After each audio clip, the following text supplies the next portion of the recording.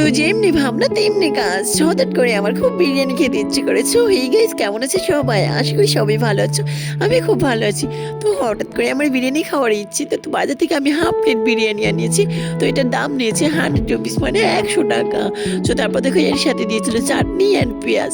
তো বিরিয়ানিটা খেতে আমার কাছে ভালোই লাগছিল অন্য দিনের তুলনায়। আজকে চাটনিটা কিন্তু হেভি ছিল গাইস। সো যারা নাকি ওয়েস্ট বেঙ্গলে খাবার খেয়েছে তাদের কাছে এই বিরিয়ানিটা ভালো লাগে না, গন্ধ করে। কিন্তু আমার কাছে ভালো লাগে, যেহেতু আমি ওয়েস্ট বেঙ্গলের খাবার এখনো খাইনি।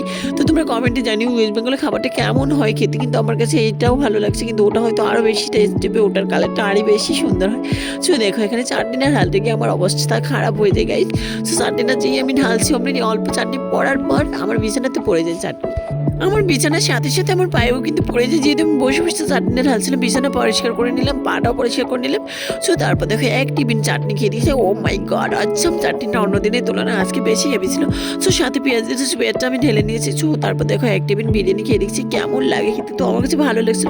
সো সাথে দিয়েছিল একটা লেগ পিস, 2 পিস মাংস। তো অনেক ভালো লাগছিল খেতে। তো এর আগের ভিডিওতে কমেন্ট করেছিল তাইবা, তারপর কমেন্ট করেছিল মামনি, তারপর কমেন্ট করেছিল মেহেরিমা, তারপর কমেন্ট করেছিল পিঙ্কি মেহেদি। তো সবাইকে অসংখ্য ধন্যবাদ। এই ভিডিওতে তুমি কমেন্ট করো, নেক্সট ভিডিওতে নাম নেবো। Tata, bye bye.